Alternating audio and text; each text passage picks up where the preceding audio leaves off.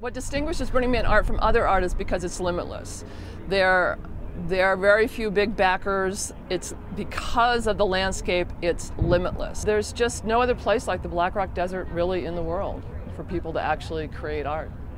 It's the average person that, you know, maybe saw an image or they came for the first time and they're going, well, I'm not an artist, but then they go, wow, look at that art car. I could build this thing. You know, if they can do that, I could do ... And I think it's infectious.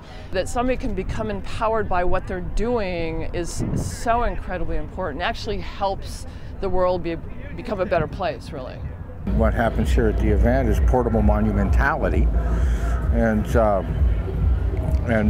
but added to that is interactivity. Another function of public art is just to orient people in space and create nodes where they orient themselves in a space and to make them feel that they're in a space that belongs to everyone and where a stranger can go and feel at home and meet people. And this is a blank canvas, as so many of us say here at the Black Rock Desert, because there's nothing out here.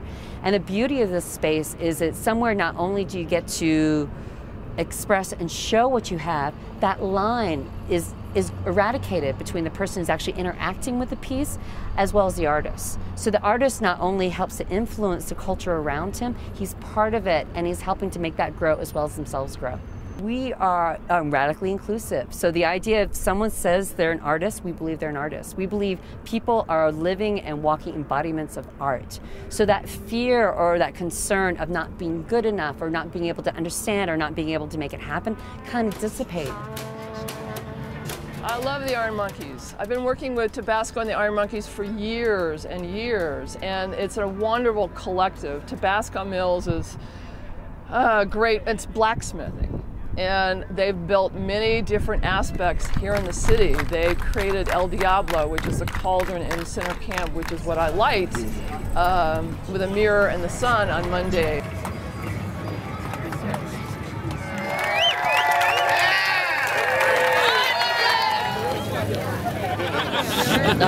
So it's an amazing, again, collective of ironworkers and average people that come together and create things, and they're definitely a great support team for the Fire Conclave as well.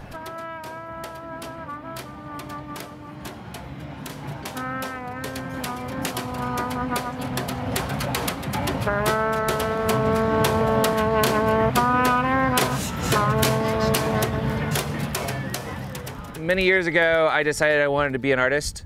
I believe it was shortly after my first burn in '98. I think that my first burn was a very interesting moment for me. It really changed, it kind of changed the way I was looking at what art is and what art could be. And it was hard to figure out what I wanted to do because I can't draw, I'm horrendous at music, and sculpture was something that I really, really enjoyed, but I'm terrible at wood. So I took a blacksmithing class, worked for the instructor, and you know, I fell in love with it. I feel that it's something that I know how to work with. It does everything I want it to do, and it's solid. You know, I create things that, you know, I mean, and I can add some details in them, and I know how to. You know, it's like, it's not wood, I find, you know, like you screw something up and then you have to start all over. Metal, you screw something up and you just add some weld, clean it up and make it look like it was supposed to look. The rites of passage, the Garden of Monkey retrospect is really, it's showing our rites of passage. So we have the tree spire, we have the hand, we have the columns from last year, we threw a Zen garden in there, and it's just kind of a nice balanced level of what we want, but also it's all in a space that's, it's a courtyard again. It's a hallway of the art that we have created. There's something to being able to finish what you started, and so often in Burning Man projects you throw the last bits together at the end and it's good enough. And we wanted it to be good. We wanted it to be even great if we could do it. And a lot of the things that had been annoying us about the project we were able to finally fix. So it's a relief for us and a pride for us to get these pieces to the point that we're really proud of.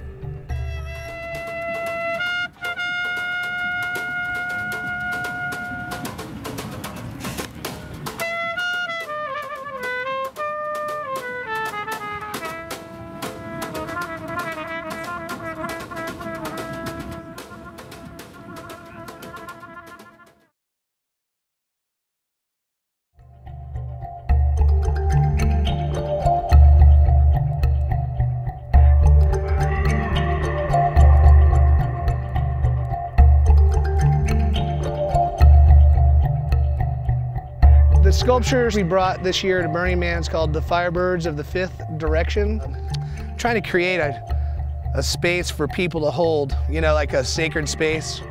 And these fires, you know, the whole thing has been designed to create community. And it's been created in Atlanta, Georgia, with about 45 different individuals through a community building workshop experience. These Firebirds are a homage to the primitive mindset. The nature of the pieces are reflecting on many different gods of fire and gods of transformation and change. This focus of being in flight and ascension and being able to soar above and look down and purvey. We've got them located in quadrants around here, and those energies are being focused and held in this circle this week. And that's what these things are made for, and that is the pure intention of the piece. We will be igniting these 4 cauldrons in sequences and going around the circle and making spaces for people to congregate on their walk around all of these effigies that are here or on their voyage across the desert.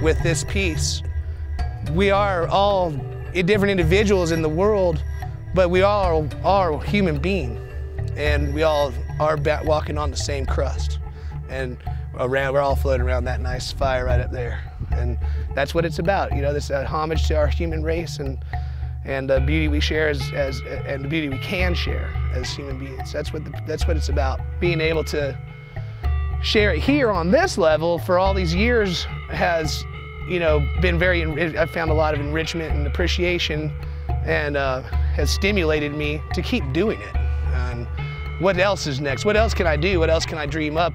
Who wants to play? It's a pretty rewarding place to be, you know, let's play.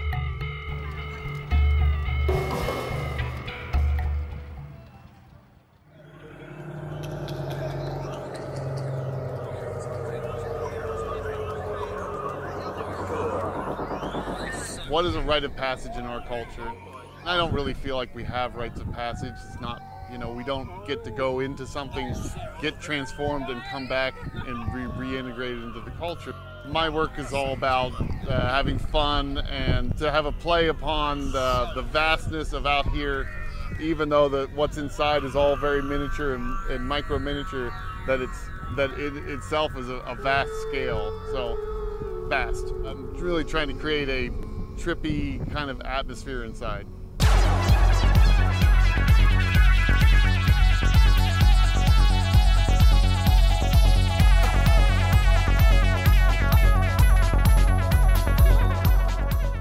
I've been coming for a while, and I just said, you know, I need to push my envelope. You know, my year suddenly gets wrapped around this coalescing the forces and bringing the materials and the people and everything together until it explodes and then it's gone. And I kind of like that. So I just feel like I'm pushing the envelope that makes the difference for my experience.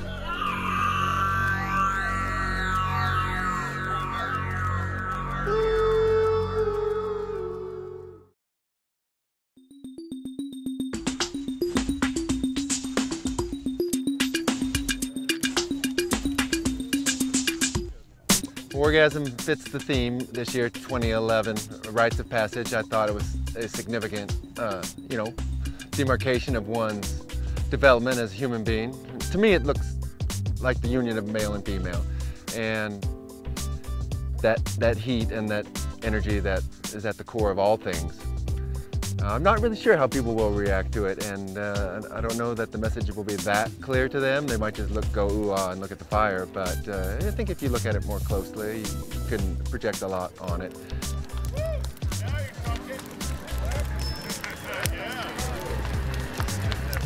It's more of an iconic piece, and it's very simple, I think, visually, and very elemental, which is what I wanted. That's why I wanted to use wood, which is really natural. I want to see the smoke, I want to see the fire, and I want to build slowly, and then climax, and then you know, due to meth. I actually came out in 2005 on a scouting mission because people have been telling me for 15 years, you belong out there, you belong. I said, what are you guys talking about, you know? I had to come out just to settle the question in my own mind whether or not it was a good place to show. And I said, oh my God, this place is just so perfect for large steel kinetic work that's interactive. The one thing I really like is that people can touch the work. I think sculpture is the tactile medium art, and I love it that people can climb on it, spin it, touch it, and just animate the piece. And then the fact that I actually get money too for materials and shipping costs, it's been perfect for me.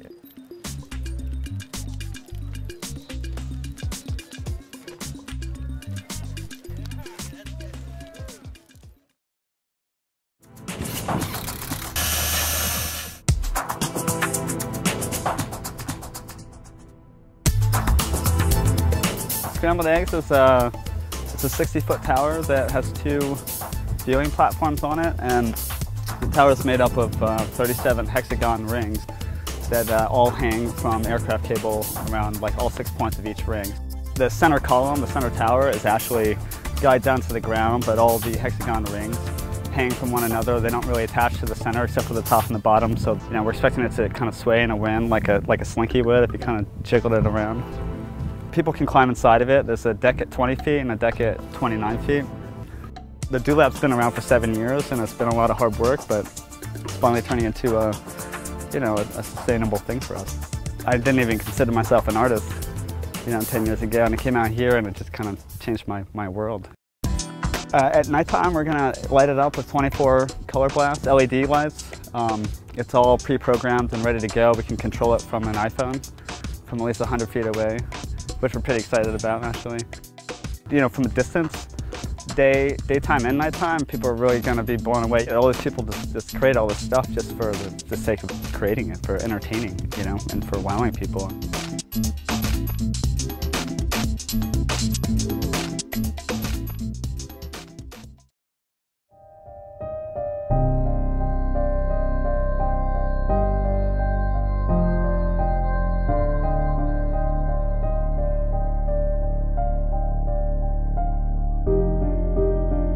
This year made this piece called Charon, and it's based on the Gondolier to the Afterlife, Dante's Inferno and stuff like that. And it's just got this really Gothic cathedral arch look to it. Oh, it's very church-like, And so I wanted to play off of that church theme. And so as you're seeing right now, they're putting these votives. It's going to be surrounded by all these votive candles, like it's sort of like an altar. And it just seemed like a good way to keep people away from it, because that's going to fucking kill anybody that gets close to that thing. What actually is going to happen is it's surrounded by 12 ropes. So as you pull on these ropes, it's like a giant belfry. So people are pulling on both sides of these giant ropes, and as everyone pulls against each other back and forth on these ropes, it starts this piece spinning.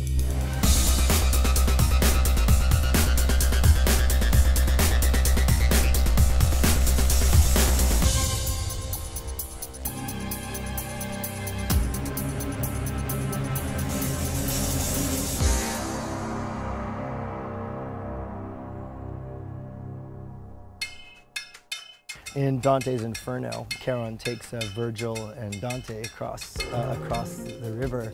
There's all these lost souls that are trying to get into the boat as it's crossing by. And you can see all these hands desperately grabbing to get in and failing. And on the other side, there's a bird flying by this way.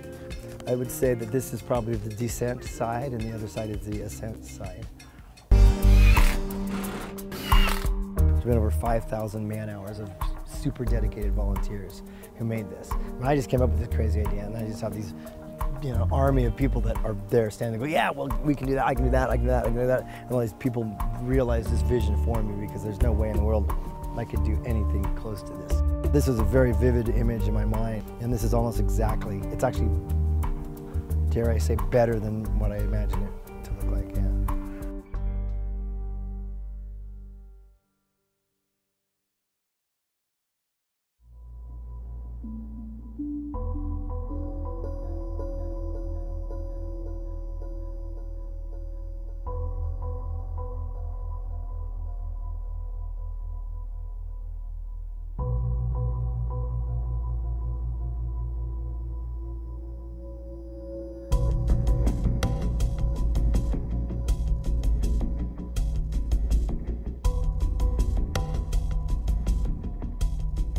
we have an existing area called walk-in camping, and we've never had any art installations in here. But there is no amplified sound, no motorized vehicles, no Las Vegas lights. It's really trying to keep to the indigenous space of this beautiful, pristine, area that we're in. So what we decided to do is approach the organization to see if we could build an art installation in here. We want something, a structure that has communal space, that gives you shelter, but also has individualized spaces as well. Where you can be there with one or two other people or just by yourself, and even if there's a lot of other people around, you'll feel as if you're separate. Otik Oasis art installation is really like a refuge or a wilderness outpost. The whole space, the whole frame of this is made out of essentially two 2x8s that are 5 feet long. 5 feet long, and where they're interlocked with these nodes, and it can carry tremendous weights that way.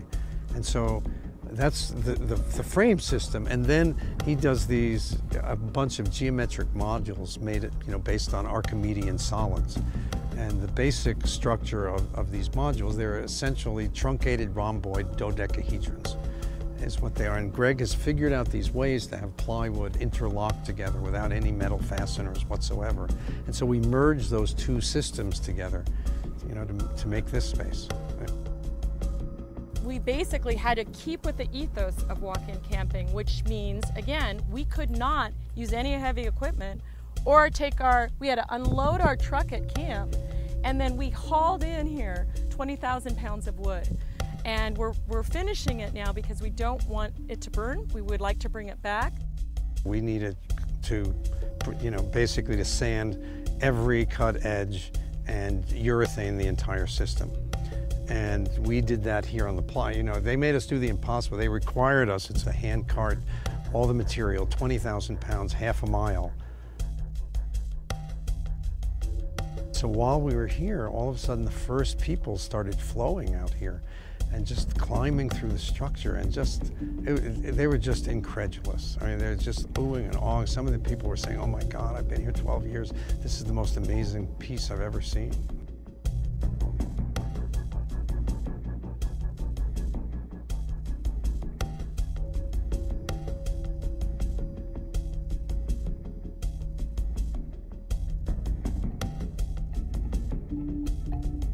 This event has generated a new market for art, but a very different kind of market. People take these works now, they don't burn them so much anymore, and they take them, and a whole festival culture has embraced interactive art, and so now you can take it on the road, and of course, a monumental piece of public art that you can, that's primate heaven and allows you to climb with a swarm of other participating parties, whom you may or may not know. It's as a wonderful way of breaking the ice, as it were.